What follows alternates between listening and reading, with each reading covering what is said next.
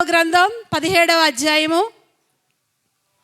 సమూయేలు 2వ గ్రంథం 17వ అధ్యాయము 15వ వచనం దగ్గర నుంచి 23వ వచనం వరకు కూడా ఒక వచనం నేను చదువుతాను. ఒక వచనం మీ అందరూ చదవాలని మీకు మనవి చేస్తున్నాను. 2వ సమూయేలు గ్రంథం అండి, 267వ పేజీ. మరి ఇక్కడ ముగించుకుని మళ్ళీ కేశవరం వెళ్ళాలి కాబట్టి కొంచెం టైం త్వరగానే చెప్పేసుకుందాం. 17వ అధ్యాయము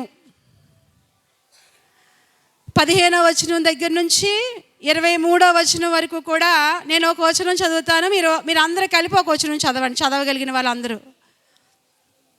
కాబట్టి హూషై అబ్షాలోమునకును ఇశ్రాయేలు వారి పెద్దలందరికీ అహీతోపెలు చెప్పిన ఆలోచనను, తాను చెప్పిన ఆలోచనను యాజకులకు సాదోకుతోనూ అబ్యాతారుతోనూ తెలియజెప్పి,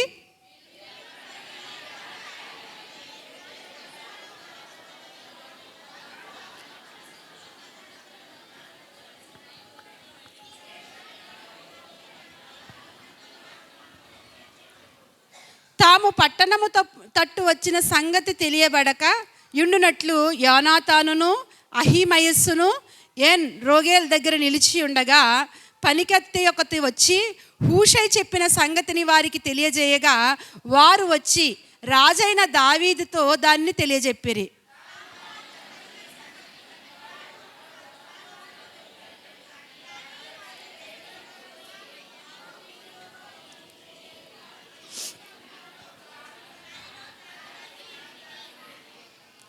ఆ ఇంటి ఇల్లాలు ముతకగుడ్డ ఒకటి తీసుకుని వచ్చి బావి మీద పరిచి దానిపైన గోధుమ పిండి ఆరబోసెను గనుక వారు దాగిన సంగతి ఎవరికినీ తెలియకపోయెను.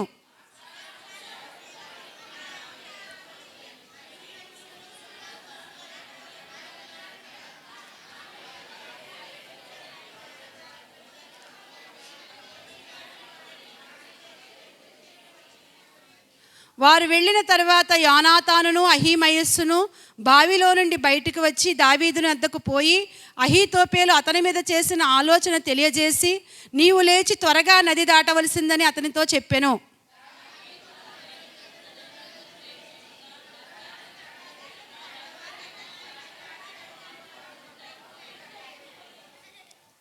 అహీతోపెలు తాను చెప్పిన ఆలోచన జరగపోవుట చూచి గాడిదకు గంత కట్టి ఎక్కి తన ఊరినున్న తన ఇంటికి పోయి తన ఇల్లు చక్కబెట్టుకుని ఉరిపోసుకుని చనిపోయాను. జనులు అతని తండ్రి సమాధి యందు అతనిని పాతిపెట్టిరి. చిన్న ప్రార్థన చేసుకుందాం. పరిశుద్ధుడైన తండ్రి, మహాగణుడైన దేవా, మీ ఘనమైన శ్రేష్టమైన నామాన్ని బట్టి స్తుతిస్తూ ఉన్నాను ప్రభువా. ఇదిగో నాయన, చదవబడిన లేఖనాన్ని మీరు జ్ఞాపకం చేసుకోండి. ఈ లేఖన భాగంలో నుంచి నాతోనూ మాతోనూ మీరు మాట్లాడండి తండ్రి. నీ మాటలు ప్రభువా మమ్మల్ని బ్రతికించేవి, నీ మాటలు మమ్మల్ని బలపరిచేవి. ఆత్మ నడిపింపునివ్వండి, మీరు మాతో మాట్లాడండి దేవా. సంఘమైన మేమందరము కూడా నీ వాక్యము ద్వారా బలపడడానికి మీ కృపనిచ్చి నాయన నీవే మహిమ పొందమని యేసు నామములో ప్రార్థిస్తున్నాను తండ్రి, ఆమేన్. మనం చదువుకున్న ఈ సంఘటనలో నుంచి కొద్ది విషయాలు ఈరోజు మనం ధ్యానం చేసుకుందాం. చాలా జాగ్రత్తగా దేవుని మాటలు వినాలని మీ అందరికీ మనవి చేస్తున్నాను. ఎందుకంటే దేవుని మాట మనల్ని బ్రతికిస్తూ ఉంటుంది. దేవుని మాట దేవుని కొరకై బ్రతకటానికి అన్ని విధాలా కూడా మనల్ని ప్రోత్సహిస్తూ ఉంటుంది దేవుని మాట. అలాంటి దేవుని మాటలు దేవుడు ఎక్కడ ఉండాలని కోరుకుంటున్నాడంటే హృదయంలో ఉండాలని కోరుకుంటున్నాడు. హృదయంలో సమృద్ధిగా దేవుని వాక్యమును నివసింపనీయుడి అంటాడు. ఎక్కడ పెట్టుకోవాలి దేవుని వాక్యాన్ని? హృదయంలో పెట్టుకోవాలి. కాబట్టి మీ హృదయంలోనికి దేవుని మాటలు రావాలంటే దిక్కులు చూడడం, అటు ఇటు చూడడం, లేకపోతే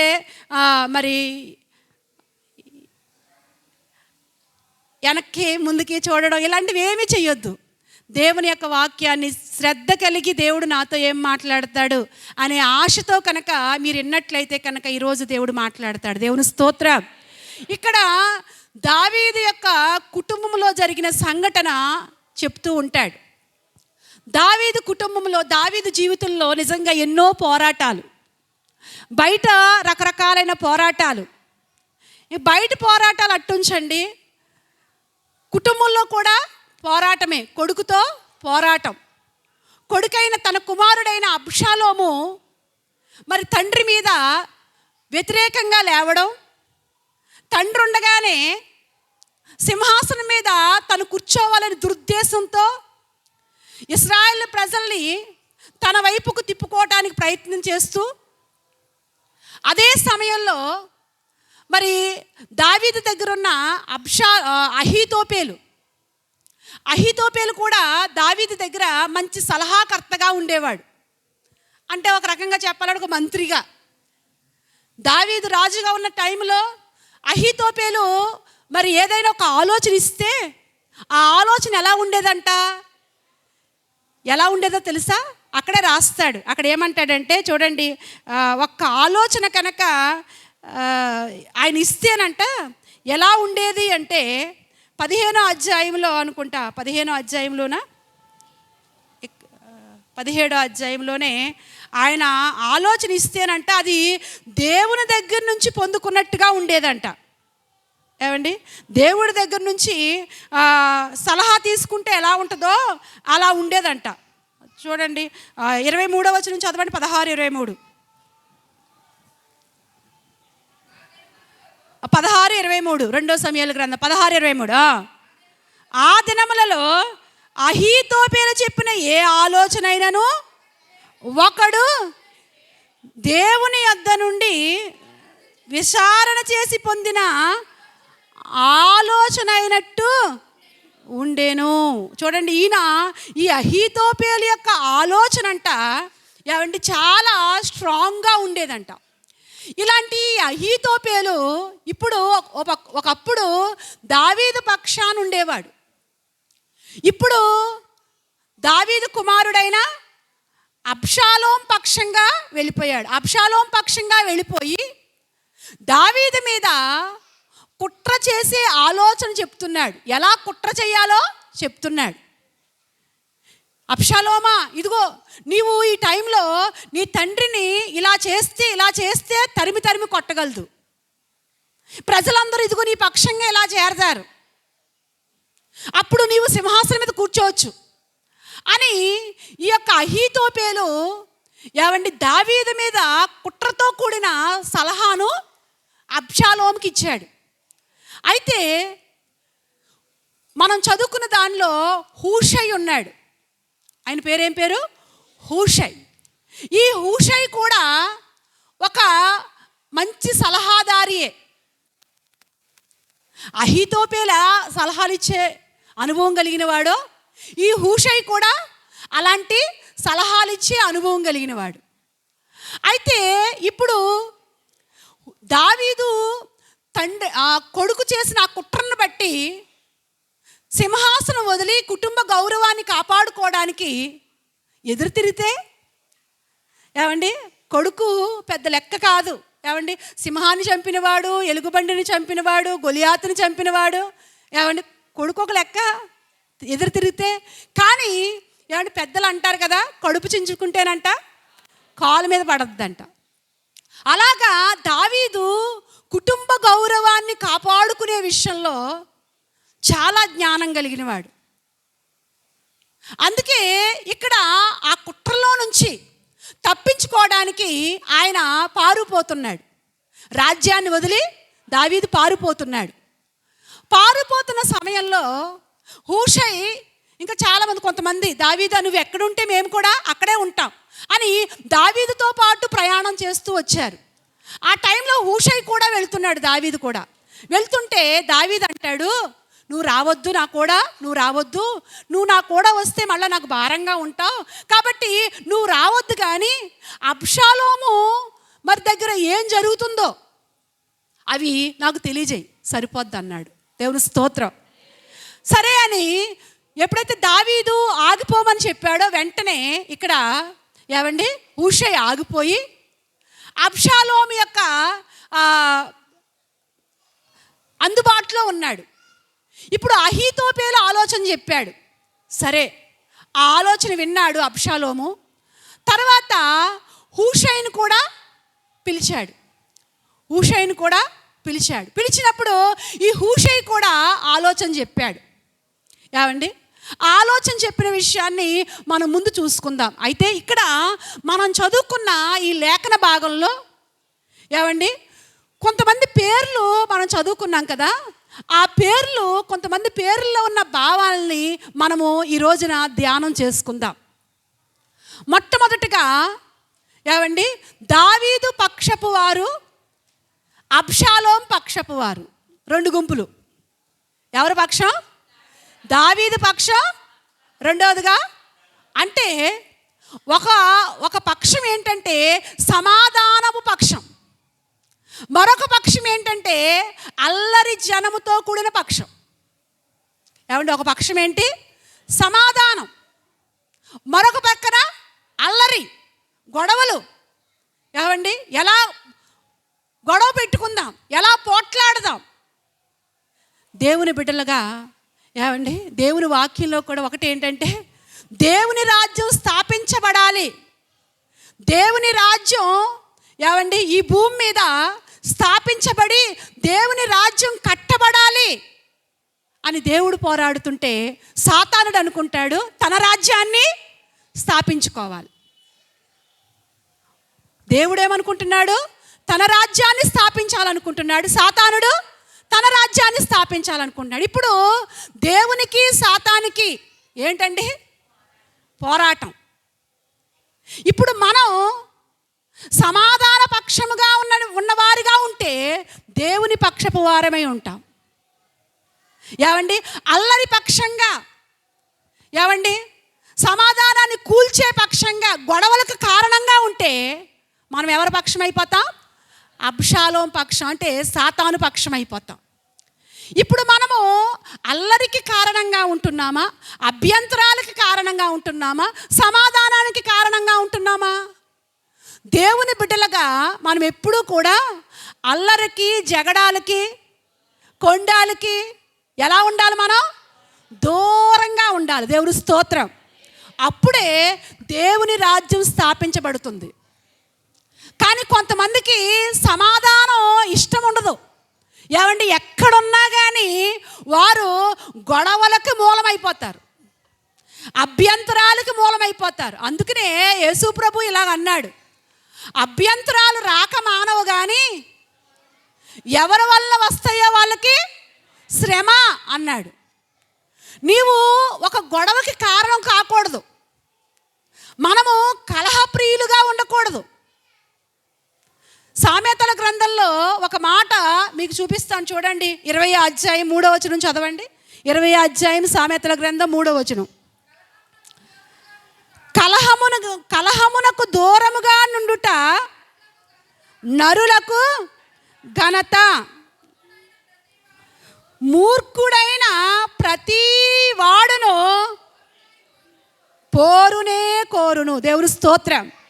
ఇక్కడ మనం చదువుకున్న ఆ భాగంలో ఏమండి కొంతమంది పేర్లు ఉన్నాయి. మొట్టమొదటిగా హూషై అంటే సమాధానపరచువాడు. దీన్ని బట్టి మనం చూసుకుంటున్నాం. ఏమండి హూషై అంటే ఎవరు? సమాధానపరచువాడు. ఇప్పుడు మనము సమాధానముకి కారణంగా ఉండాలి. ఏమండి మనము అల్లరికి కానీ, గొడవలకు కానీ, జగడాలకు కానీ మనం కారణం అవ్వకూడదు. ఇక్కడ సామెతల గ్రంథంలో ఏమంటాడంటే కలహమునకు దూరముగా నుండుట నరులకు ఘనత. దేవుని స్తోత్రం. కలహమునకు దూరముగా ఉండుట నరులకు ఏంటంట? ఘనత. నీకు ఘనత తెచ్చేది ఏంటంటే నువ్వు ఎప్పుడైతే కలహాలకి, దెబ్బలాట్లకి, జగడాలకి దూరంగా ఉంటావో, ఏమండి నీలో ఆ మనసును ఎప్పుడైతే చంపుకుంటావో, గొడవ పెట్టుకునే మనసు, కలహాలు పెట్టుకునే మనసు ఎప్పుడైతే ఆ మనసు మనలో మనిషిలో ఉంటుంది, ప్రతి మనిషిలోనూ ఉంటుంది, దాన్ని మనం ఏం చేయాలి? చంపుకోవాలి. దేవుని స్తోత్రం. గొడవ పెట్టుకునే మనసును చంపుకోవాలి. మనం ఎప్పుడూ కూడా ఎవరితో కూడా గొడవ పెట్టుకోకూడదు. ఏమండి సమాధానం కలిగే ఉండాలి. మనం ఎప్పుడైతే అలా తగ్గించుకుంటామో ఏమండి అదంట మనకేమిస్తుందంట? ఘనతనిస్తుంది. దేవుని స్తోత్రం. కలహమునకు దూరముగా నుండుట నరులకు ఘనత. తర్వాత ఏమంటాడు? మూర్ఖుడైన వాడంట పోరునే కోరుకుంటాడంట. అంటే గొడవే, ఏదైనా కానీ గొడవ పెట్టుకోవాలి. గొడవకి వాడు దిగుతూ ఉంటాడంట. ఎవరు? మూర్ఖుడు. నేను తగ్గేదే లేదు. ఈ రోజుల్లో ఏంటి?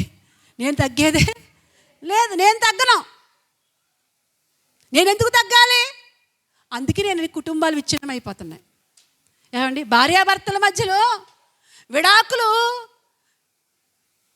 తీసుకున్నట్టు వాళ్ళు ఎంతోమంది, త్వరగా పెళ్ళిళ్ళు చేసుకుని త్వరగా విడిపోతున్న వాళ్ళు ఎంతోమంది ఉన్నారు. ఏమండి, ఎందుకు అంటే భార్య అంటది నేను తగ్గేదే, భర్త అంటాడు నేను. ఒకరికొకరికి ఏంటది? కలహం, పోట్లాట్లు. కొంతమంది స్త్రీలు ఉంటారండి. కొంతమంది స్త్రీలలో వాళ్ళకి దెబ్బలాట పెట్టుకుందే నిద్ర రాదు. ఉదయం లేచిన తర్వాత పడుకునే లోపల ఎవరితో ఒకరితోటి గొడవ పడాలి, అప్పుడే నిద్ర ఆడద్దు వాళ్ళకి. కానీ దేవుని పిల్లలుగా అలాంటి మనసు మనలో ఉండకూడదు. అవసరమైతే పడు, 2 మాటలు పడు, 4 మాటలు పడు, 10 మాటలు పడు. అది నీకేంటంట? ఘనత. ఓర్చుకో, సహించు.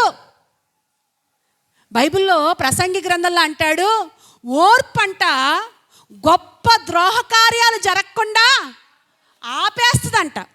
దేవుని స్తోత్రం. ఏం ఆపుతుందంట? ఓర్పు. నువ్వు ఓర్చుకుంటే, కుటుంబంలో నువ్వు ఓర్చుకున్నట్లయితే ఏమండి, కుటుంబాలు విచ్ఛిన్నం కాకుండా కాపాడబడుతూ ఉంటాయి. ఈ రోజున ఓర్పేది పిల్లలకి. ఏమండి, తల్లిదండ్రులు ఓర్చుకోరు, పిల్లలు ఓర్చుకోరు. ఒక అమ్మాయి అంట పెళ్ళైన 1 రోజులు బాగానే ఉన్నారంట. 1 తర్వాత ఇంటికి వచ్చేసిందంట. అమ్మగారి ఇంటికి వచ్చి వాళ్ళ నాన్నతో అంటుందంట, నాన్న నేను కాపురానికి వెళ్ళను అంటుందంట. ఏ అమ్మా ఎందుకు వెళ్ళవు అంటే వాళ్ళ ఆయన అన్నాడంట, మీ అమ్మ మీ నాన్న ఇదా నేర్పారు అన్నారంట. ఏమండి, మీ అమ్మ మీ నాన్న ఇదేనా నేర్పింది అన్నాడంట అని చెప్పిందంట. మళ్ళీ 4 రోజులు పోయిన తర్వాత ఎందుకు కాపురానికి వెళ్ళవమ్మా అంటే ఇదిగో ఇలా అన్నాడు. ఏంటి? మీ అమ్మ మీ నాన్న ఇదేనా నేర్పింది అని ఆ ఒక్క మాట. ఆ ఒక్క మాటను బట్టి ఏమంటుందంట? నేను కాపురానికి వెళ్ళను. ఏమండి, తండ్రితో ఇదే గొడవ అంట. ఆడపిల్లలు ఎక్కువ, ఎవరికి అటాచ్మెంట్ ఎక్కువ? తండ్రులకే కదా. రోజు గొడవ చేస్తుంటే వాళ్ళ నాన్న అన్నాడంటే ఓ రోజున, అమ్మాయి మీ అమ్మకి ఇక్కడ నాటు ఉంటుంది, ఇక్కడ నాటు ఉంటుంది. మీ అమ్మకి నెలకొకసారి తలపోటు రాకుండా ఉండదు, తలపోటు వస్తుంది. కాబట్టి నేను డ్యూటీకి వెళ్ళిపోయిన తర్వాత మీ అమ్మ దగ్గరికి వెళ్ళి, అమ్మ నీకు ఇక్కడ నాటు ఎందుకు ఉంది, నీకెందుకు నెలకొకసారైనా తలపోటు వస్తుంది అని 2 విషయాలు అడుగు. అప్పుడు కాపురానికి వెళ్తామో మాందమో తర్వాత చూద్దుకని అన్నాడంట. సరే తండ్రి వెళ్ళిపోయాడు. అమ్మ దగ్గరికి పని అంతా అయిన తర్వాత అమ్మ దగ్గరికి వెళ్ళింది. అడిగిందంట, అమ్మ నీ నొసల మీద ఏంటమ్మా ఈ నాటు అంటే అప్పుడు అమ్మ చెప్పిందంట. ఏమని చెప్పిందో తెలుసా? అమ్మా మీ నాన్న ఒకప్పుడు త్రాగుబోతు, ఒకప్పుడు ఎవరు త్రాగుబోతు, తాగొచ్చాడంటే నరకం చూపించేవాడమ్మా, నరకం చూపించేవాడు. ఒకసారి ఏదో వస్తువు ఇచ్చుకున్నట్ట మీద గిట్టేశాడంట. గిట్టేయగానే ఇదిలా సిరిగిపోయిందంట. ఏమండి, గబగబా ఆమె క్లీన్ చేసుకుని తర్వాత తీసుకెళ్ళి కుట్లేయించాడంట. ఈయనే మీ నాన్నేనమ్మ కుట్లేయించాడు. మళ్ళీ తీసుకెళ్ళి ఇంకొకసారి తల పాపిడి దగ్గర ఏమండి ఏదో ఇచ్చుకు కొడితే అక్కడ ఏమండి చిల్లి పడిపోయిందంట. అప్పుడు కూడా హాస్పిటల్కి తీసుకెళ్ళి కుట్లేయించాడమ్మా. ఎవరైనా బయటి వారు అడిగితే ఏమండి చెప్పుకునేది కాదంట. భర్త కొట్టాడని చెప్పుకునేది కాదంట. చెప్పుకునేదాన్ని కాదమ్మా అని తను పడిన కష్టాలన్నీ కూడా కూతురుతో చెప్తుంటే ఆ కూతురంట, అయ్యో బాబోయ్, నాన్నేంటి ఈరోజు అంత దేవదూతలాగా ఉన్నాడు మరి అంటుంటే, అమ్మా నేను ఓర్చుకున్నానమ్మా, దేవునికి మొరపెట్టానమ్మా, దేవుడు ఆయన్ని మార్చాడు. ఒకప్పుడు దెయ్యంగా ఉండేవాడు, ఇప్పుడు ఎలాగైపోయాడు? దేవదూతలాగా మారిపోయాడు. దేవుని స్తోత్రం. నేను ఆ రోజున ఓర్చుకున్నానమ్మా, ఈ రోజున దేవుడు మంచి రోజులు ఇచ్చాడు. నిజమేనండి. ఏమండి, ఓర్చుకుంటే ఎవరికైనా మంచి రోజులు వస్తాయి. ఏమండి, ఎప్పుడైతే తల్లి సాక్ష్యం చెప్పిందో మొన్నాడే పెట్టి సర్దేసుకుందంట. ఎక్కడికే? వెళ్ళిపోతాను బాబా, మా ఆయన చాలా మంచోడు, చిన్న మాట అన్నందుకే ఏమండి, అమ్మో ఇదేదో తప్పు అనుకుని వచ్చేసాను. అమ్మో నాన్న విషయంలో నువ్వంతా ఓర్చుకున్నావా? కొట్టే భర్తలు ఉంటారా? ఉంటారండి, ఉన్నారు ఇక్కడ. కానీ మార్పు చెందారు. మార్పు చెందిన వాళ్ళు మళ్ళీ భార్యమే వెయ్యొచ్చా? ఏమండి, రక్షణ పొందిన తర్వాత, మారు మనసు పొందిన తర్వాత భార్య మీద చెయ్యేస్తే వాడు మొగోడే? ఒప్పుకుంటారు మొగోళ్ళు? కాదంతే. దేవుని స్తోత్రం, హల్లెలూయా. కానీ ఏమండి, ఆ తల్లి కూతురికి ఎలా చెప్పినప్పుడు కూతురు జీవితం చక్కబడింది. దేవుని స్తోత్రం. ఎందుకంటే ఓర్పు. మనం ఓర్చుకుంటే ఏ విషయంలోనే అంతే. ఏమండి, మనం ఓర్చుకుంటే కనుక గొప్ప కార్యాలు మనం చూస్తాం. తొందరపడితే అనర్థాలను మనము చూడవలసి వస్తుంది. కాబట్టి మనం ఎప్పుడూ కూడా కలహాలకి, జగడాలకి ఏమండి ఉండకూడదు. వాటి మధ్యలో మనము ఉండకూడదు. వాటికి ఎలా ఉండాలి?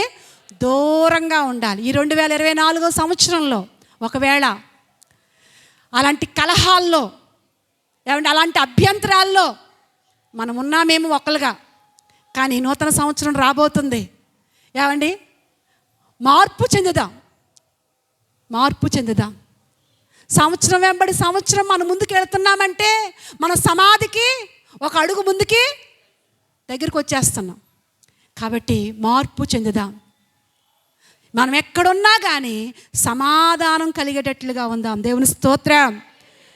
బైబిల్ గ్రంథంలో మనం ఒకవేళ ఏమండి మన మీద ఎవరైనా కలహానికి దిగారనుకో, అన్యాయంగా మన మీదకి ఎవరైనా, ఏమంటే కొంతమంది సొప్పనోతోళ్ళు ఉంటారు. ఎవరేళ్ళో? సొప్పనాథ్ బ్యాచ్. ఈ సొప్పనాథ్ బ్యాచ్కి ఏంటంటే వాళ్ళు బాగుండరు. ఏమండి, వాళ్ళకి ఎలాగా బాగుండరు. బాగున్న వాళ్ళ మీద ఏమండి, బాగున్న వాళ్ళ మీద విషపు జల్లులు జల్లుదామని చూస్తూ ఉంటారు. విషపు జల్లులు కావాలని వాళ్ళు ఏమండి పోట్లాడడానికి, రెచ్చగొట్టడానికి చూస్తూ ఉంటారు. ఇలాంటి సొప్పనాథ్ బ్యాచ్ ముందు కూడా మనం ఏం చేయాలో తెలుసా? మౌనంగా ఉండాలి. ఈ సొప్పనాథ్ బ్యాచ్ ముందు కూడా మనం ఓర్చుకోవాలి. ఓర్చుకుంటే ఏం జరుగుతుందో తెలుసా? యోబు గ్రంథంలో ఒక మాట చూపిస్తాను చూడండి. యోబు గ్రంథం 30వ అధ్యాయం 12వ వచనం. నా కుడి ప్రక్కన అల్లరి మోక లేచును,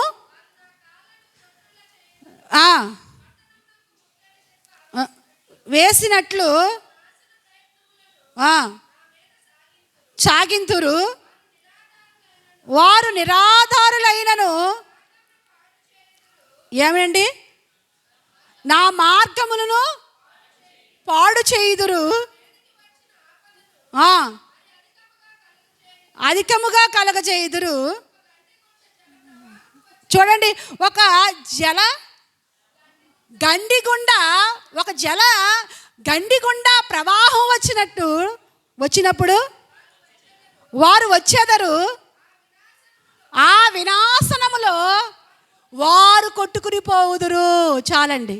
ఏమండి, ఎవరైతే నీ మీద కుట్ర చేస్తున్నారో, ఎవరైతే నీ కుటుంబం మీద కుట్ర చేస్తున్నారో ఏమండి వారే ఏమైపోతారంట, కొట్టుకెళ్ళిపోతారంట. ఎక్కడా? ఆ ప్రవాహంలో. ఏమండి, ఎవరి మీదైతే కుట్ర చేయాలనుకుంటున్నారో, ఎవరి మీదైతే ఒకరి మాటలు మాట్లాడుతున్నారో వారు సహించినప్పుడు, వారు ఓర్చుకున్నప్పుడు ఎవరు తీసిన గోతులో వాళ్ళే పడిపోతారు. బైబిల్ గ్రంథంలో ఏమండి మొర్దుకై మీద కుట్ర చేశాడు. ఎవరో? హామాన్.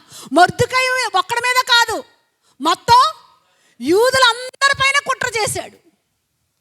వాడికి ఏం రోగం అండి? యూదులు ఏం చేశారు వాడిని? ఏమండి ఏం చేశారు వాడు? నిజమే, కొంతమందికి ఏమండి పని పాట ఉండదు. ఇంకెంతసేపు కూడా ఎవరి మీద కుట్ర చేద్దామా, ఏది పాడు చేద్దామా ఇలాగ చూస్తూ ఉంటారు. ఈ హామాను కూడా అలా కుట్ర చేయడానికి కుట్ర చేశాడు. మొర్దుకై మీద కుట్ర చేశాడు, యూదులందరిపైన కుట్ర చేశాడు. ఉరికొయ్య ఒకటి తయారు చేసుకున్నాడంట. మొర్దుకై చేసిన నేరం ఏంటి? యూదులు చేసిన నేరం ఏంటి? ఏమండి కానీ అనవసరంగా కుట్ర చేశాడు. తిరిగి తాను చేసిన కుట్రలో ఎవరు పడ్డారండి? తానే పడిపోయాడు. నిజమే, మనం సహించుకుంటే, మనం ఓర్చుకుంటే ఎవరు తీసిన గోతులో వాళ్ళే పడతారు. మనం ఎలా ఉండాలని దేవుడు కోరుకుంటున్నాడంటే అల్లరి జనంగా మనం ఉండకూడదు, కలహాలాడేవాడుగా ఉండకూడదు.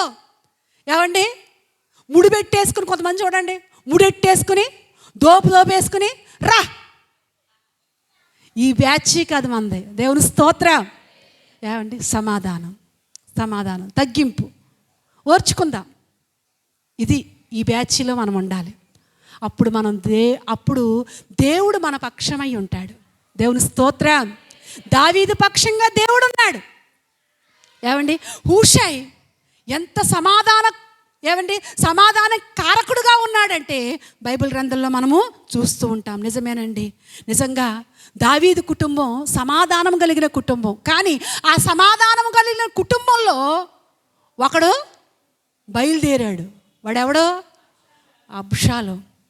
ఏమండి అబ్షాలోము కుటుంబ గౌరవాన్ని పాడు చేయటానికి, నిజంగా అబ్షాలోముని బట్టండి తండ్రి ఎంత బాధపడ్డాడో, తల్లి ఎంత బాధపడి ఉంటుందో. కొంతమంది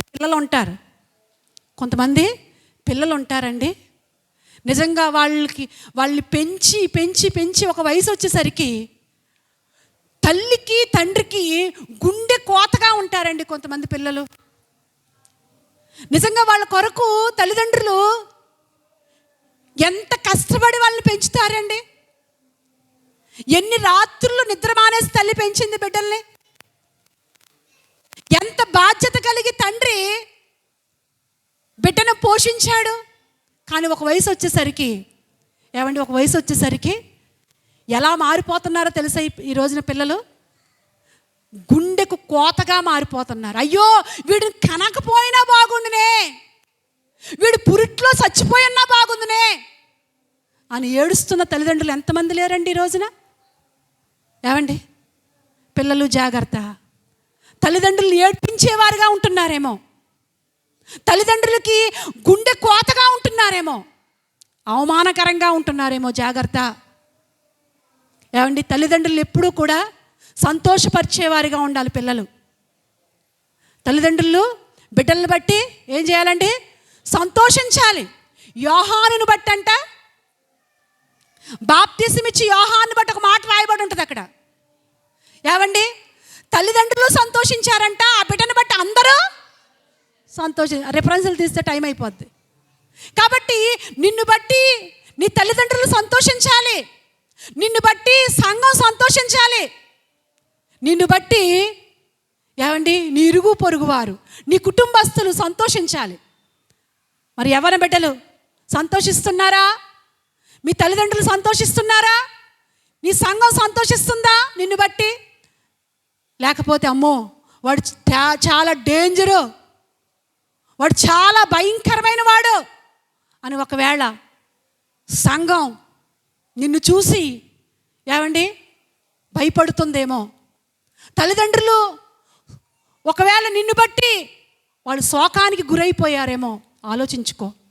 ఇక్కడ అబ్షాలోమును బట్టి ఏమండి నిజంగా కుటుంబం ఎంత వేదనకు గురైందో. కానీ దావీదు ఏమండి చాలా జ్ఞానం కలిగిన వాడు కనుక ఆ కుటుంబ గౌరవాన్ని కాపాడుకున్నట్టు కొరకు ఏమండి ఆయన ఎంతగా దూరంగా వెళ్ళిపోతున్నాడు ఇక్కడ మనకి కనిపిస్తుంది. హూషై ఏమో దైవరాజ్యాన్ని కట్టాలని సమాధానపరచాలని ఈయన ఆలోచన చేస్తూ ఉన్నాడు. దేవుని స్తోత్రం. హూషై అనగా మరొక అర్థం ఏంటంటే త్వరగా పనిచేసేవాడు. ఎలా పనిచేసేవాడు?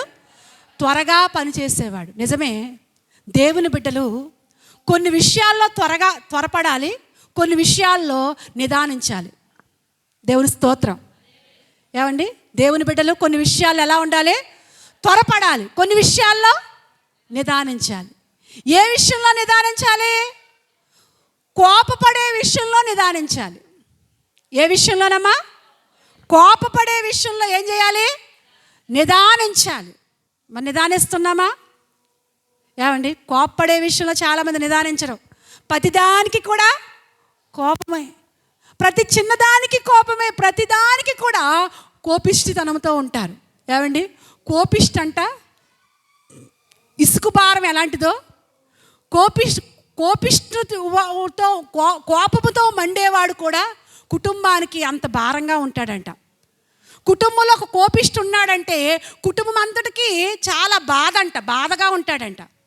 కాబట్టి దేవుని బిడ్డలుగా మనము కోపపడే విషయంలో నిదానించాలి. బైబిల్లో అంటాడు కదా, యాకోబు రాసిన పత్రిక 1:19 చదవండి. త్వరగా తీయగలిగిన వాళ్ళు 1:19 ఒక 2 మాటలు చెప్పి ముందుకు వెళ్తాను. నా ప్రియ సహోదరులారా, ప్రతి మనుషుడును అమ్మా వినుటకు ఎగురుపడివాడై ఉండాలంట. మాట్లాడడానికి ఏం చేయాలంట? నిదానించువాడై ఉండాలంట. కోపించటానికి నిదానించువాడై ఉండాలంట. మాట్లాడే విషయంలో నిదానించాలంట, కోప్పడే విషయంలో ఏం చేయాలంట? ఈ రెండిట్లోనూ తొందరే మనకి. నరుని కోపము దేవుని నీతిని నెరవేర్చదు. ఏమంటే ఈ రెండిట్లోనూ కోపమే, తొందరపాటు ఎక్కువ. ఏమంటే నిదానించవు. అందుకనే దేవుడు చెప్తున్నాడు, నువ్వు కోప్పడుతున్నావా? నిదానించు. ఒక మాట నీ నోట్లో నుంచి వస్తుందా? ఏమండి నీ నోట్లో నుంచి వచ్చే మాట విషయంలో ఏం చేయాలంట? మనం ఏం చేద్దాం? నోరు ఉంది కదా అని. ఏమండి అందుకనే దేవుడు ఎంత అనంత జ్ఞానం. అన్నీ రెండేసి ఇచ్చాడు. నాలుక మాత్రం నాలుక ఒకటే ఇచ్చాడు. ఎందుకని? ఒకటి ఉండటమే ఎక్కువ మనకి. ఈ నాలుకను కూడా ఎప్పుడు తడిలో పెట్టాడు, లేకపోతే ఎంతమందిని అంటించేద్దామో. ఏమండి మాట విషయంలో జాగ్రత్త. నువ్వేం మాట్లాడుతున్నావు? పెద్దలు అంటారు కదా, కాలు జారితేనంట. మొన్న నాకు కాలు జారిపోయింది, తీసుకున్నాను, మళ్ళీ మామూలుగా ఉన్నాను. ఏమండి కానీ నోరు జారితే తీసుకోగలదుమా? ఏమండి వెనక్కి రాదు. తొందరపడి మాట్లాడొద్దు, నేర్చుకో. 2025 సంవత్సరంకి వెళ్ళక ముందే సంవత్సరాలు జరిగిపోతున్నాయి. ఏమండి మనం మార్చుకుందాం. మనలో మార్పు కోరుకుంటున్నాడు దేవుడు. 2 సార్లు వినమని 2 చెవులు ఇచ్చాడు. ఏమండి ఒక్కసారి మాట్లాడమని 1 నాలుగు ఇచ్చాడు. దేవుని స్తోత్రం. కాబట్టి మన నోటి మాట విషయం నిదానించు. ఎవరినన్నా ఏదన్నా అంటున్నావా? నిదానించు. ఏమండి తెలుసో మాట తెలియకో మాట నీకు ఇష్టం వచ్చినట్లుగా నువ్వు మాట్లాడితే విమర్శ దినమందు తీర్పుకు గురైపోతావు. నోరుంది కదా, నోరు పడేసుకుంటే ఏమండి ఒక రోజున ఆ మాటలే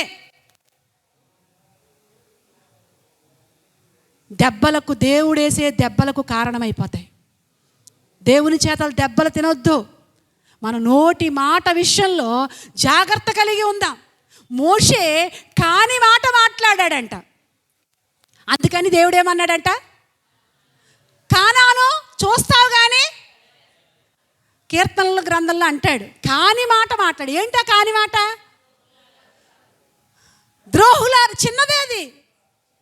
అంత విసిగించినప్పుడు ఎంత విసిగించారండి వాళ్ళు, చిన్నదే. కానీ మోషే దేవుని దృష్టిలో అంత పరిశుద్ధుడు కాబట్టి ఆ పరిశుద్ధుల్లో అది కూడా నచ్చలేదు దేవునికి,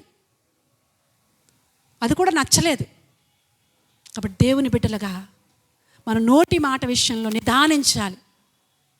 ఏమండి, నోరు అనవసరంగా పారేసుకోవద్దు. నువ్వెంత తక్కువగా మాట్లాడితే, సామెతల గ్రంథంలో అంటాడు, నువ్వెంత తక్కువగా మాట్లాడితే అంత జ్ఞానివని ఎంచబడతారంట. ఉందా? ఏమండి, నోరు మూసుకుంటే జ్ఞాని అని ఎంచబడతాడంట. దేవుని స్తోత్రం. కాబట్టి దేవుని బిడ్డలుగా ఏమండి, మనం నోటి మాట విషయంలో నిదానిద్దాం, కోపపడే విషయంలో నిదానిద్దాం. అస్తమాటికి కూడా ఏమండి, భర్త మీద కోపంతో, లేకపోతే భార్య మీద కోపంతో, పిల్లల మీద కోపంతో, సంఘంలో ఒకళ్ళ మీద ఒకళ్ళు, ఇవన్నీ విడిచిపెట్టేద్దాం. వద్దు, కోపం మానము, ఆగ్రహము విడిచిపెట్టము. అవి కీడుకే కారణం. వద్దు, అందులో త్వరపాటు వద్దు. మరి దేని విషయంలో త్వరపాటు కావాలి అంటే 119వ కీర్తన, ఈ మాట చదవండి. 119వ కీర్తన 60వ వచనం చదవండి త్వరగా. నీ ఆజ్ఞలను అనుసరించుటకు నేను జాగు చేయక త్వరపడి తిని. చూడండి, ఏంటంట? నీ ఆజ్ఞలను అనుసరించుటకు త్వరపడ్డానయ్యా. నీ ఆజ్ఞలు అనుసరించటానికి త్వరపడ్డాను, జాగు చేయలేదు నేను. ఏమండి, దేవుడు మాట్లాడినప్పుడు నువ్వేం చేయాలి? ఏమండి, వెంటనే మారు మనసు పొందాలి. దానికి చెయ్యం మనం. చూద్దాంలే, ఏమండి, ఇంకా వయసు ఉందో చూద్దాంలే, ఇంకా రోజులున్నాయి చూద్దాంలే. దేవుడు మాట్లాడిన వెంటనే నువ్వు మారు మనసు పొందితే, ఏమండి, నీవు దేవుని రక్షణ వలయంలో ఉంటావు. దేవుడు మాట్లాడినా నువ్వు మార్చుకోకపోతే, ఒక ఉదాహరణ చెప్తాను చూడండి. ట్రైన్ వస్తుంది, దాని మీద పట్టాల మీద ఉంచున్నాడు ఒక ఆయన. వస్తుంది వెనకాల నుంచి, ఆర్న వేస్తున్నాడు. ఆర్న శబ్దానికి వీడేమవ్వాలి? వెంటనే తప్పుకుంటాడు కదా. తప్పుకోకపోతే ఏమవుతాడు? చచ్చిపోతాడు. అంతే, దేవుని మాటకు నువ్వు వాయిదాలు వేస్తే నీ పరిస్థితి కూడా అలాగైపోద్దేమో. కాబట్టి అందుకనే అంటాడు, నీ ఆజ్ఞలకు నేను జాగు చేయక దానిని నెరవేర్చటానికి, దాన్ని అనుసరించటానికి ఏం చేశాను? త్వరపడ్డాను. దేవుని స్తోత్రం. దేవుడు నీతో ఏం మాట్లాడుతున్నాడు? ఏమండి, దేవుడు మాట్లాడుతున్న మాటకు నువ్వు లోబడు, మార్పు చెందు. దేవుని మాటను బట్టి నువ్వు మార్చుకో. ఎవడు దీనుడై నలిగిన హృదయం గలవాడై నా మాట విని వణుకుచుండునో వాడిని నేనేం చేస్తున్నాను? దుష్టించి చూస్తున్నాను. దేవుని స్తోత్రం. దేవుడు అబ్రహాముతో మాట్లాడినప్పుడు అబ్రహాముతో అన్నాడు, అబ్రహామా, నీకొక్కడైన కుమారుణ్ణి నాకు ఇచ్చేయి అంటే, చూద్దాంలే ప్రభువా, ఆలోచించుకుంటానులే, చూద్దాంలే అన్నాడా? వెంటనే త్వరపడ్డాడంట. దేవుడు అడిగాడు, దేవుడు చెయ్యమన్నాడు అని త్వరపడ్డాడంటండి. దేనికి త్వరపడ్డాడు? దేవుని మాట నెరవేర్చడానికి. ఆ మాట ఎంత కష్టం! తన కుమారుడు, ఒక్కడైన కుమారుడు బలిచ్చి. ఏమండి, నిజంగా మాట మనం చదువుతుంటేనే ఒళ్ళు గగ్గురు పడుతూ ఉంటుంది కదా. కానీ దేవుని మాటను నెరవేర్చడానికంట అబ్రహాం ఏం చేశాడంట? త్వరపడ్డాడు. త్వరగా గంత కట్టాడండి గాడిత్తికి. త్వరగా పనివారిని సిద్ధపరిచాడంట. త్వరగా.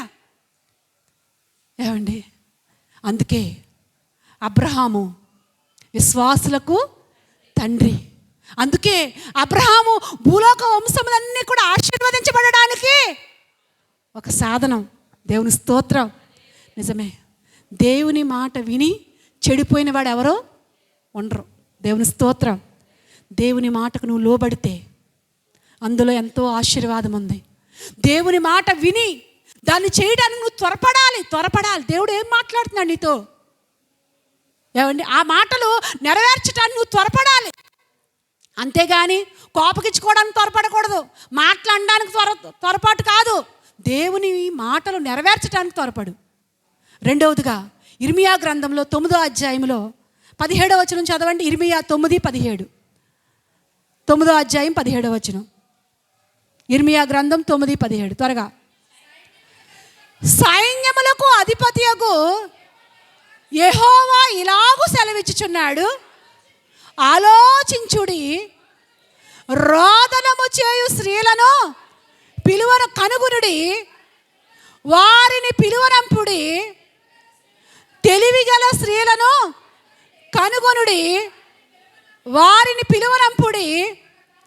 మన కన్నులు కన్నీళ్లు విడిచినట్లుగాను కనురెప్పల నుండి నీళ్లు వలుకున్నట్లుగాను వారు త్వరపడి రోదనము చేయాలి. దేవుని స్తోత్రం. రెండవదిగానంటండి, మొదటిగా దేని త్వరపడాలి?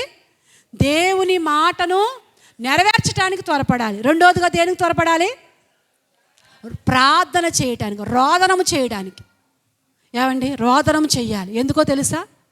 మరణం అంట కిటికీలను ఎక్కుతుందంట. మరణం ఏం చేస్తుంది?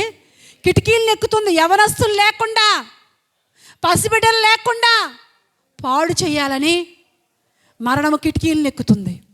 తల్లిగా తండ్రిగా రోదన విద్య కలిగి ఉండు. తల్లిగా తండ్రిగా ప్రార్థన చేయడానికి త్వరపడు. సమయం ఉందా? ప్రార్థన చేయి. దేవుడు సమయం ఇచ్చాడు, నీ పని నువ్వు చేసుకో. ఏవండి, మిగతా సమయం ప్రార్థనలో గడుపు. సమయం ఉందంటే మోకాళ్ళంచు. సమయం దొరికింది అంటే సీరియల్ ముందు కూర్చోవద్దు. సమయం దొరికింది అంటే ఎల్లమ్మ పుల్లమ్మ కౌర్లు కూర్చోవద్దు. సమయం దొరికింది అంటే ప్రార్థనలో కూర్చో. దేవుని స్తోత్రం. ఏమండి, ప్రార్థనలో కూర్చోవడానికి త్వరపడు.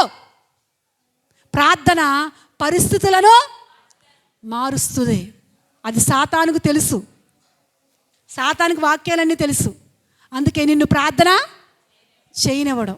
ఎందుకంటే నీ పరిస్థితి మారిపోద్దని అది ఎరిగి ప్రార్థన చేయటం నువ్వేం చేయాలండి? త్వరపడాలి.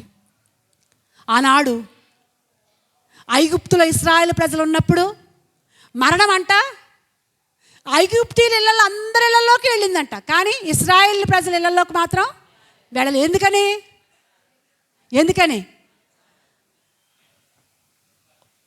కమ్ముల కంటే ఏం రాసుకున్నారంట?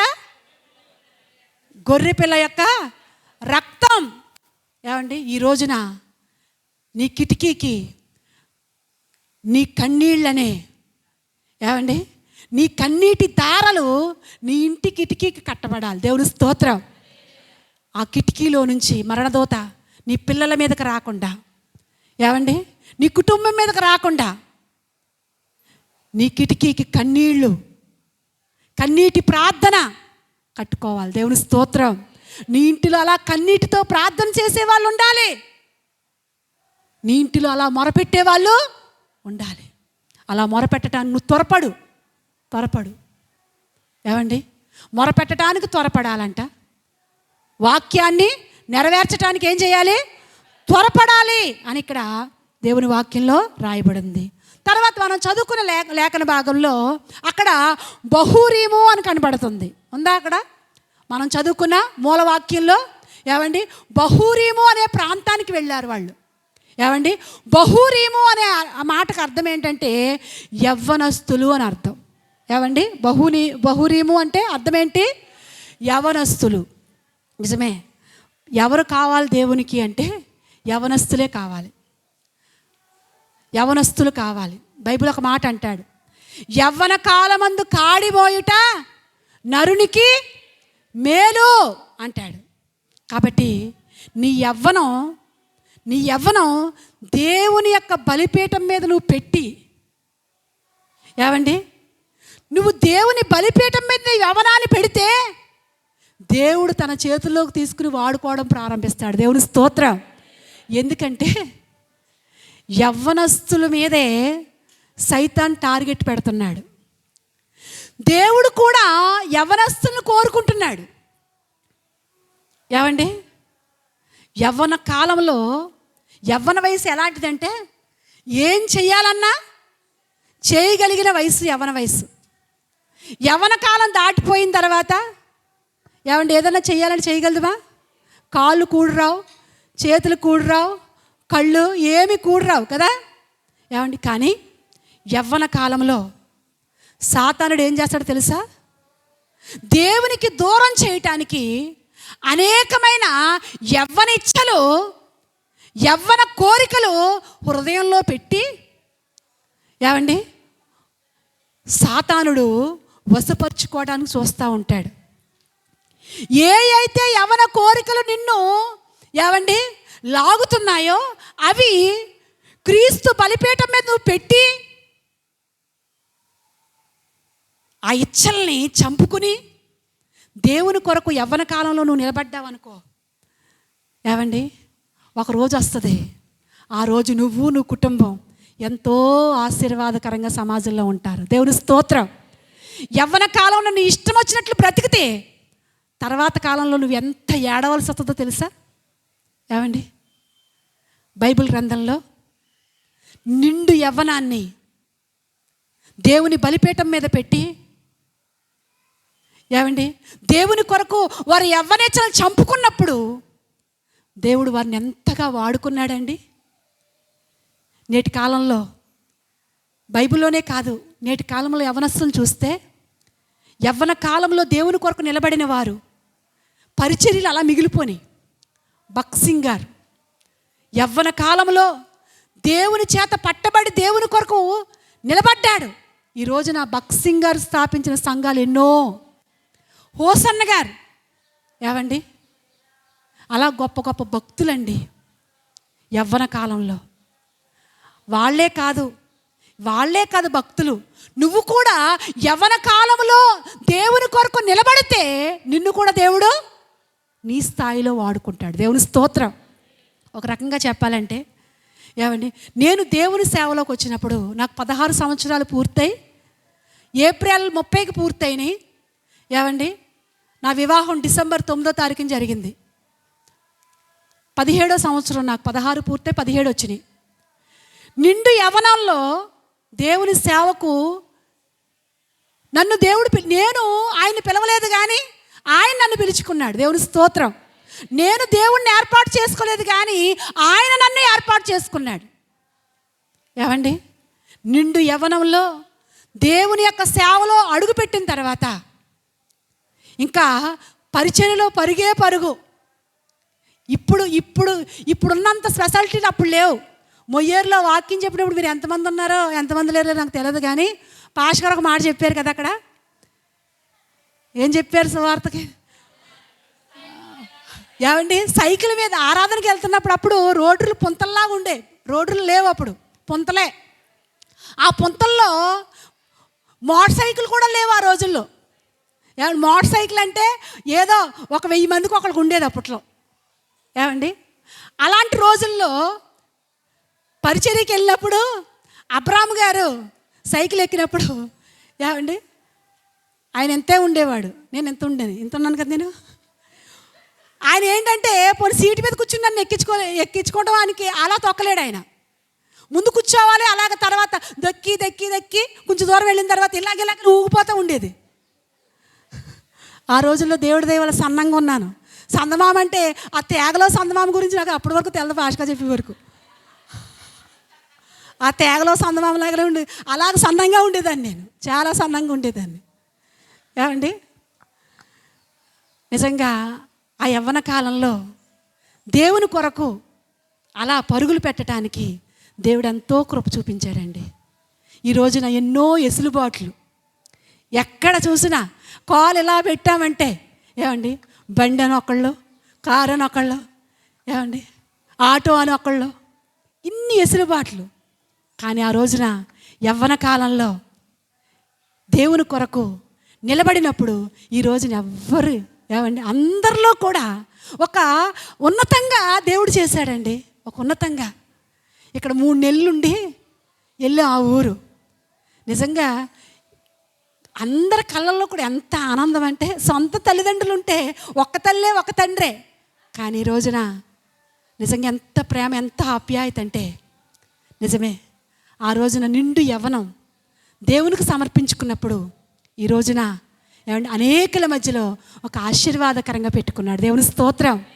నిజమే. మీ నిండు యవ్వన జీవితాలని ప్రభు చేతిలో పెట్టుకోండి. ఏమండి ఒక రోజు వస్తుంది, ఆ రోజున నిన్ను ఒక నక్షత్రంలా దేవుడు అనేకల మధ్యలో ఒక గొప్ప ఉన్నతమైన దివిటీలాగా దేవుడు ప్రకాశింపచేస్తాడండి. నీ యవ్వన కోరికలు ఎన్నో వస్తూ ఉంటాయి, చంపాలి దాన్ని, లేకపోతే అవి నిన్ను చంపేస్తాయి.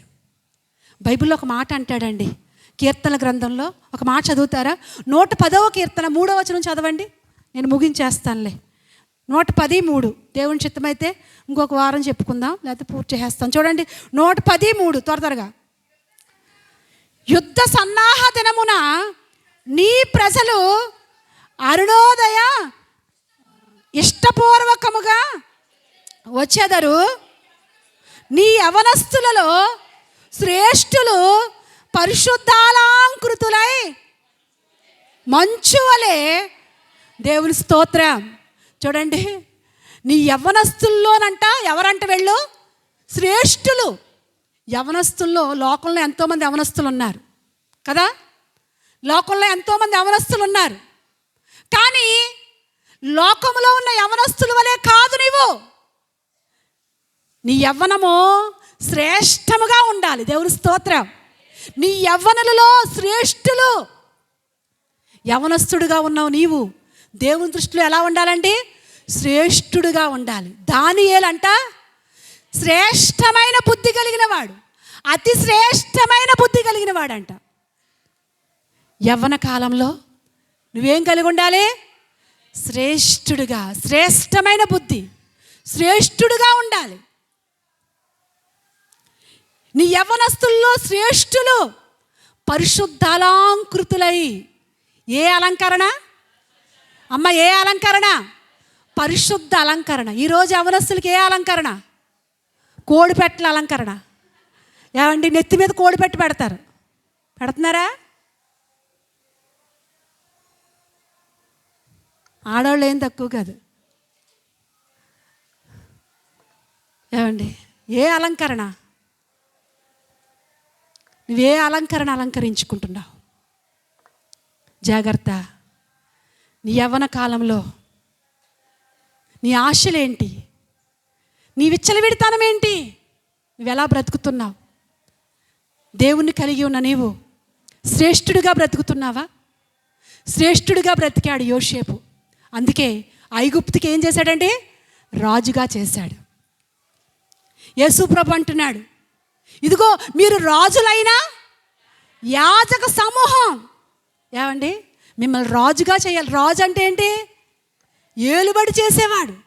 ఏమండి ఏలుబడి చేయడం అంటే గొప్ప స్థితి, అధికారం. నిజమేనండి. నిజంగా యవ్వన కాలంలో మంచి బుద్ధి కలిగి చక్కగా చదువుకుంటే నువ్వు ఈ రాజు అవుతావు. రాజు అంటే ఏంటి? ఏలుబడి అంటే ఉన్నతమైన స్థితిలో పెడతాడు, మంచి జాబ్ ఇస్తాడు నీకు.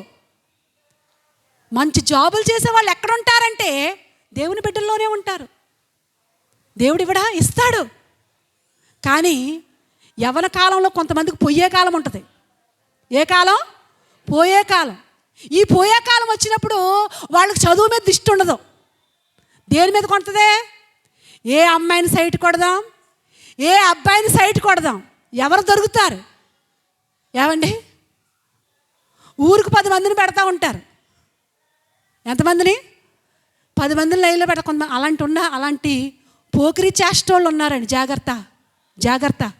మీ పిల్లల జాగ్రత్త, జాగ్రత్త. ఎప్పటికప్పుడు తల్లిదండ్రులు ఏమండి పిల్లలకు క్లాస్ ఇచ్చుకుంటూ ఉండాలి ఇంటి దగ్గర. పిల్లల విషయంలో జాగ్రత్త, చదువుకునే విషయంలో చక్కగా చదువు మీద దృష్టి పెట్టండి. పరీక్షలు రాగానే పెన్నకి ప్రార్థన కాదు, పెన్నకే పేపర్కే ప్రార్థన కాదు. పెన్నకి ప్రార్థన చేసినంత మాత్రాన 100 మార్కులు రావు. ఎలా వస్తాయి? కష్టపడి చదువు, మంచి బుద్ధి కలిగుండు, ఆ కోరికలు చంపుకో. ప్రభు సహాయంతో నీ యవ్వన జీవితంలో వచ్చే కోరికలు చంపుకుని నీ దృష్టి ఎక్కడ పెట్టు? చదువు మీద పెట్టు. చక్కగా చదువుకో. మంచి మార్కులు తెచ్చుకో. ఫస్ట్ క్లాసులు, జిల్లా ఫస్ట్లు. దేవుని నమ్ముకున్న వాళ్ళకి, దేవుని కలిగిన వాడికి దేవుడు ఎవడా ఇస్తాడండి. అన్యులు పట్టుకెళ్ళిపోతున్నారు. దేవుని నమ్ముకున్న వాళ్ళకి, దేవుని నమ్ముకున్న యవనస్తులు ఎలా ఉంటున్నారు? భయంకరమైన మనస్తో. చదువు రాదు వీడికి. పొట్ట చింపితే అక్షరం మొక్క ఉండదు. ఎందుకని? చదువుకునే సమయంలో వేషాలు ఎక్కువైపోయినాయి. తల్లిదండ్రులు పాపమేమో ఎన్నో ఆశలు పెట్టుకుంటూ ఉంటారు. వీడికేమో వేషాలు ఎక్కువైపోయి చదువు. కొంతమంది అంటారు కదా మోట మాట, నేను అన్నలేండి. కాబట్టి జాగ్రత్త. నీ యవ్వనస్తులు ఏ అలంకారంతో? పరిశుద్ధాలంకృతం. నేను చెప్పగలుగుతానండి, మా యవ్వనస్తులు, మా పిల్లలు, వారి యవ్వన కాలంలో పుస్తకాలు పురుగుల్లా ఉండేవారు. పుస్తకాలు పురుగుల్లాగా. మా రమ్య అయితే ఇప్పటికీ పేపర్ దాసాను, ఈనాడు పేపర్లో. జగదీష్ చూపించి, ఒరే రమ్యక్క ఎక్కడ ఉందో గుర్తుపట్టరా అంటే, ఇదిగోనండి అంటున్నాడు. వాళ్ళు నిజంగా కష్టపడి చదివేవాళ్ళు. నిజమే. దేవుని కొరకు అవసరమైతే ఆ చదువు, ఆ జాబు త్యాగం చేసి దేవుడు పని చేస్తే అది ఘనత. కాబట్టి యవనస్తులారా జాగ్రత్త. ఏ అలంకృతం కలిగి ఉండాలి? పరిశుద్ధాలంకృతం కలిగి ఉండాలి. ఈ పరిశుద్ధాలంకృతం నీలోకి రావాలంటే యవ్వన కాలంలో నీ ఇచ్చలన్నీ కూడా వస్తాయి. కోరికలు ప్రతి ఒక్కరికి వస్తాయి. ఎందుకంటే బాడీలో ఎన్నో చేంజ్లు జరుగుతూ ఉంటాయి.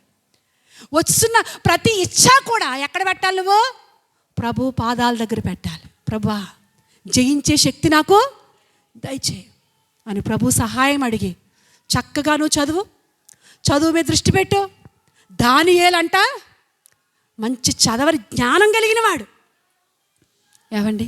అందుకే దానియేలంట వర్ధిల్లుతూ వచ్చాడంట. 4 రాజుల కాలంలో వర్ధిల్లాడు. దేవుని స్తోత్రం. కాబట్టి యవ్వన కాలంలో కాడి మోయుట నరునికి మేలు. ఇటు ప్రభువు కాడి మోయాలి, అటు లోకంలో కూడా ఏదో చీపరగానో ఏదో అది కాదు, ఘనముగా నిన్ను ఘనంగా గనులతో పాటు ఆయన కూర్చుండి పెట్టుకోవాలనుకుంటున్నాడు. కాబట్టి కష్టపడి చదువు మీద మనసు పెట్టు. బహూరీము అంటే అర్థం ఏంటంటే యవ్వనస్తులు. అంతేకాకుండా 2 చేత వర్తమానాలు పంపాడు. వాళ్ళిద్దరు ఎవరంట? యోనాతాను ఒక ఆయన ఎవరు? యోనాతాను అంటే అర్థం ఏంటంటే దేవుడు అనుగ్రహించను అని అర్థం. ఏంటండి? దేవుడు అనుగ్రహించాను. నిజమే. ఈ లోకంలో దేవుడు ఎన్నో అనుగ్రహించాడు మనకి. ఉద్యోగం అనుగ్రహించాడు, ఇల్లు అనుగ్రహించాడు, ఎన్నో అనుగ్రహించాడు. అన్నిటికంటే ముఖ్యంగా ఈ భూమి మీద నీకు జీవితాన్ని అనుగ్రహించాడు. దేవుని స్తోత్రం. ఏమిచ్చాడండి? జీవితం ఇచ్చాడు. నీకు ఇచ్చిన జీవితం చాలా విలువైన జీవితం.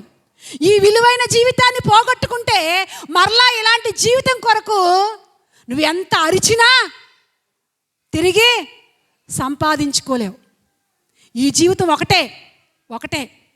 ధనవంతుడు ఈ జీవితం తన ఇష్టం వచ్చినట్టుగా బ్రతికాడు, వెళ్ళిపోయాడు. మరలా ఏమంటున్నాడు? ఒక్కసారి వెళ్తాను. ఇస్తాడా? లేదు. ఉన్నది ₹1. ఎలా ఖర్చు పెడతావు? ₹1 అంట. ఒక అబ్బాయికి వాళ్ళ తండ్రి ఇచ్చి పెద్ద ఎగ్జిబిషన్ ఉందంట, ఆ ఎగ్జిబిషన్ వెళ్ళి కొనుక్కోరా అన్నాడంట ₹1 ఇచ్చి. ఆ పిల్లోడంట ఆ ఎగ్జిబిషన్కి వెళ్ళి గబగబా చూసుకుంటూ వెళ్ళి ఒక వస్తువు తీసుకున్నాడంట. ఆ రోజుల్లో ₹1 అంటే చాలా ఎక్కువ. ఒక వస్తువు తీసుకుని గబగబా వచ్చి ఆ ప్యాకింగ్ చేసిన కాడికి వచ్చి, అంకుల్ ఈ వస్తువు నేను తీసుకుంటున్నాను, ఇది ప్యాక్ చేయండి అన్నాడంట. ఈ లోపల మళ్ళా చూస్తున్నాడంట, మళ్ళీ ఇంకో వస్తువు నచ్చిందంట. లేదు అంకుల్, ఇది కాదు ఇదిగో ఇది ప్యాక్ చేయండి అన్నాడంట. ఇది ప్యాక్ చేసే లోపల మళ్ళీ చూస్తున్నాడంట, మళ్ళీ ఇంకో వస్తువు నచ్చిందంట. ఉన్నది ఎంత చేతిలో? రూపాయే. ఆ పిల్లోడికి అర్థం అవ్వట్లేదు, ఇది తీసుకోవాలి. నిజమే, జీవితం చాలా ఎలాంటిదండి? విలువైనది. దీన్ని పోగొట్టుకుంటే మరలా రాదు. కాబట్టి నీ జీవితాన్ని దేని కొరకు ఉపయోగిస్తున్నావు? దేని కొరకు వాడుతున్నావు నీ జీవితాన్ని? ఏమండి, అందుకనే అంటాడు, సంఖ్యాకాండలు తీయక్కర్లేదు కానీ, మూత వేయబడని ప్రతి పాత్ర కూడా అపవిత్రము అంటాడు. ఏమండి, నీ హృదయానికి నీ జీవితానికి ఏం కావాలి? మూత కావాలి, మూత వేసుకోవాలి. మూత లేకపోతే ఏమవుద్ది? నీ కళ్ళుకి మూత ఉండాలి, నీ చెవులకి మూత ఉండాలి, నీ నోటికి మూత ఉండాలి, నీ చేతులకి మూత ఉండాలి, నీ కాళ్ళకి మూత ఉండాలి. మూత లేకపోతే ఏమవుద్ది? బొక్కావాడంట ఒక అందమైన సెంటును తయారు చేశాడు. నిజమే, ఏ వస్తువైనా తయారు చేసేవాడు అందంగా తయారు చేయాలనుకుంటాడు. అవునా? చూడ, ఒక కారు తయారు చేసేవాడు ఉన్నాడు, కారు తయారు చేస్తున్నాడు. ఆ తయారు చేసేవాడు ఏమనుకుంటాడు? ఈ కారు పేరు తేవాలి, ఈ కారు మంచి పేరు తేవాలి నాకు. సెల్ ఫోన్ తయారు చేసేవాడు ఉన్నాడు, ఈ సెల్ ఫోను, ఈ కంపెనీ మంచిగా పనిచేయాలి అనుకుంటాడు కదా. ఎవడు ఏ వస్తువు తయారు చేసినోడైనా ఏమనుకుంటాడు? ఇది బాగుండాలి, బాగా పనిచేయాలి. అలాగే సెంటు తయారు చేసేవాడు కూడా ఏమనుకుంటాడు? ఇది మంచి సువాసన ఇవ్వాలి. అలాగే దేవుడు కూడా నిన్ను తయారు చేశాడు. దేవుని స్తోత్రం. దేవుడు నిన్ను తయారు చేశాడు, దేవుడు నిన్ను నిర్మించుకున్నాడు, దేవుడు నిన్ను పంపాడు. ఆయన ఉద్దేశం ఏంటో తెలుసా? నువ్వు మంచిగా బ్రతకాలి, దేవునికి మహిమ తెచ్చినట్లుగా బ్రతకాలి. అది ఉద్దేశం అయింది. కానీ ఆ సెంట్లోనంటే ఏం పండి అంట? చచ్చిన ఈగల పండి అంట. ఈగలు కాదు, చచ్చిన ఈగలంట. ఏ ఈగలమ్మా? ఎందుకు పండి? మూత లేకపోవటం వల్ల. ఎందుకు పండి అమ్మా? మూత లేకపోండి. సెంట్ అంత కుళ్ళు కొంపు, దుర్వాసన. నిజమే, నీకు కూడా మూత లేకపోతే, నీ జీవితంలో మూత లేకపోతే నీ జీవితం కూడా దుర్వాసన. ఏమండి, కుళ్ళు వాసన వచ్చేసరికి, కుళ్ళు వాసన వచ్చే ఆ ప్రాంతంలో ఎవరైనా ఉండగలరా? చిచ్చి, ఇంత కొంపు వస్తుంది ఏంటని దూరంగా వెళ్ళిపోతారు. అలాంటి కుళ్ళిపోయిన వాసన వచ్చేస్తుంది చచ్చినీగలు పడటం వల్ల. జాగ్రత్త, మూత వేసుకో. ఏమండి, దుర్వాసనకు కారణమైపోవద్దు. నిన్ను పరిమళ వాసనగా ఉండాలని దేవుడు కోరుతున్నాడు. కాబట్టి యోనాతాను అంటే అర్థం ఏమండి? ఆ దేవుని యొక్క అనుగ్రహము. కాబట్టి ఆ యొక్క దావీదు జీవితంలో చివరి ముగింపు మాటలు చెప్పి నేను ముగించేస్తాను. ఇంకా ఉంది కానీ టైం అయిపోయింది కాబట్టి మరి ముగించేస్తాను. దావీదు జీవితంలో అబ్షాలోము ఏమండి కుట్ర చేయాలనుకున్నాడు, దావీదుని చంపేయాలనుకున్నాడు. కానీ తను తీసిన గోతులో తానే పడిపోయాడు. దావీదును తరుముతానికి వెళ్ళాడు, తరుముకుంటూ వెళ్ళాడు, చివరికి చెట్టుకి వేలాడిపోయాడు. భయంకరమైన మరణం అబ్షాలోము పొందుకున్నాడు. కాబట్టి జాగ్రత్త, మనం కుట్రలకి కుతంత్రాలకి కారణంగా కాకుండా సమాధానానికి కారణంగా ఉందాం. దేవుడు అనుగ్రహించిన ఈ జీవితాన్ని, దేవుడిచ్చిన యవ్వనాన్ని దేవుని కొరకు ఉపయోగిద్దాం. అట్టి కృప దేవుడు మనందరికీ అనుగ్రహించును గాక. ఆమేన్. ప్రార్థన చేసుకుందామండి, ప్రార్థన చేసుకుందాం. అందరూ ప్రార్థన చేద్దాం. ఎవరు మౌనంగా ఉండొద్దు.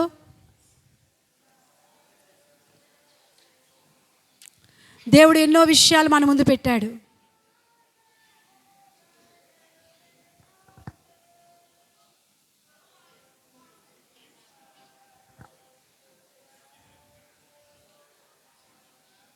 అందరూ ప్రార్థన చేద్దాం. దేవుని మాటకు లోబడటానికి నువ్వు త్వరపడుతున్నావా?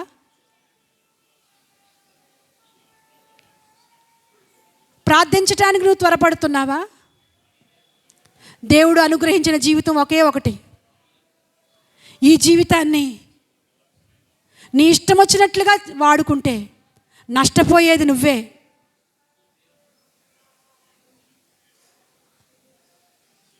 దేవుడు నిన్ను ప్రేమించి మాట్లాడుతున్నాడు. మార్చుకుందాం, దిద్దుకుందాం.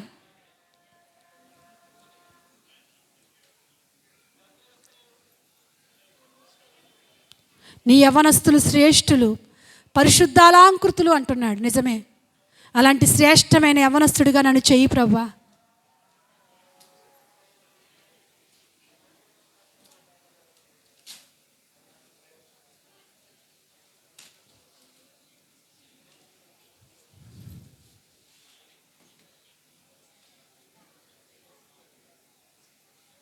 ప్రార్థన చేద్దామండి, అందరూ ప్రార్థన చేద్దాం.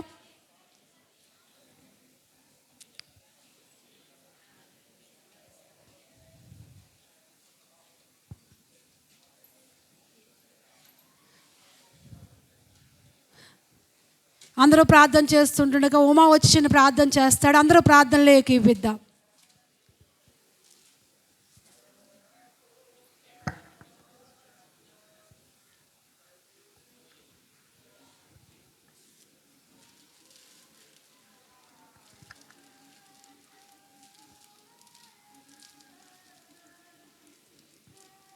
ప్రార్థన చేసుకుందామండి. మహాగణుడా, మహోన్నతుడా, సర్వాధికారి, సర్వశక్తిమంతుడా, మీ ఘనమైన శ్రేష్టమైన నామాన్ని బట్టి వందనాలు, స్తోత్రాలు, స్తుతులు ప్రవ్వా. నాయన ఈ పునరుద్ధరణ దినమందు ప్రవ్వా నాయన నీ ప్రియబిడ్డలందరినీ సంగమును చేర్చి నీ విలువైన మాటల చేత ప్రవ్వా మరొక్కసారి నాయన ప్రతి ఒక్క హృదయాన్ని తట్టి నాయన ప్రతి ఒక్కరితో నువ్వు మాట్లాడినందుకు నీకు వందనాలు, స్తోత్రాలు ప్రవ్వా. అవును తండ్రి, నాయన ప్రతి యవనస్తుడు బలవంతుని చేతిలో బాణం వంటి వాడు ప్రవ్వా. వాడి యవనకాలం సరిగ్గా వాడితే నాయన అది నీ నామానికి మహిమ, ఘనత, ప్రభావం, వారి జీవితాలు ఎంతో వర్ధిల్లుతాయని ప్రవ్వా. తండ్రి నువ్వు సూటిగా మాట్లాడావు ప్రభా. అవును తండ్రి, ఈనాడు యవనస్తులను చూస్తుంటే ప్రవ్వా వారి ఇష్టానుసారంగా జీవించి తల్లిదండ్రులకి ఆయాసకరంగా నాయన ప్రవ్వా బ్రతుకుతున్నారు తండ్రి ప్రవ్వా. కానీ నాయన నీ మంచి వాక్యాన్ని మాకు ఇచ్చావు నాయన, నీ సంఘాన్ని మాకు ఇచ్చావు ప్రవ్వా నాయన. నీ సంఘంలో మా బిడ్డల్ని నాయన చిన్ననాటి నుండి పెంచడానికి మీరు కృపనిచ్చారు ప్రవ్వా నాయన. నీ వాక్యము ద్వారా ప్రతి యవనస్తుని ఉదయంలో ఈ దినం నాయన కార్యము చేయండి ప్రవ్వా నాయన. వారి యవన కాలము తండ్రి పరిశుద్ధత కలిగి ప్రవ్వా, నీ యందు భయభక్తులు కలిగి ప్రవ్వా వారు జీవించినట్లు కృపనుగ్రహించండి ప్రవ్వా. నువ్వు అంటున్నావు నాయన ప్రవ్వా, నాకు బలులు అర్పించడం నాకు ఇష్టమా, అవి నేను కోరుకున్నాను అంటున్నావు ప్రవ్వా. నువ్వు అడిగేదల్లా ఒకటే నాయన, నా మాట వినండి అంటున్నావు ప్రవ్వా నాయన. నా మాట విని దాన్ని గైకొని ఆ ప్రకారం నడుచుకోండి అంటున్నావు ప్రవ్వా నాయన. తండ్రి ఈనాడు ఎంతోమంది వింటున్నారు కానీ విన్న వాక్యాన్ని గ్రహించలేని పరిస్థితి ప్రవ్వా నాయన. ఇంటికి వెళ్ళిన తర్వాత వేరేగా ఆలోచనలు మాటల చేత ప్రవ్వా నీ వాక్యాన్ని విడిచిపెడుతున్నారు తండ్రి. మొదటగా తల్లిదండ్రులుగా మేము మా బిడ్డలతో ఆ వాక్యాన్ని పంచుకునే మనసు మాకు దయచేయండి ప్రభా. లోకపు మాటలు కాకుండా నాయన ఈరోజు దేవుడు వాక్యం ఏం మాట్లాడిందని ప్రభా వారిని అడిగి ప్రభా వారిని పురుకొలిపే మనసు మాకు దయచేయండి ప్రభా నాయన. తండ్రి యవనస్తు ప్రభా నాయన నీ యందు భయభక్తులు కలిగి ఉంటే ఎలా ఆశీర్వదించబడతారో యోసేపుని మా ముందు పెట్టావు నాయన. అతని యవన కాలం ఎంతో పరిశుద్ధత కలిగి జీవించాడు ప్రభా. పాపం నుండి నాయన దూరంగా పారిపోయాడు ప్రభా. అతన్ని నువ్వు నాయన గొప్ప రాజుగా చేసావు ప్రభా. అలాగే దానియేలుని మా ఎదుట పెట్టావు నాయన ప్రభా.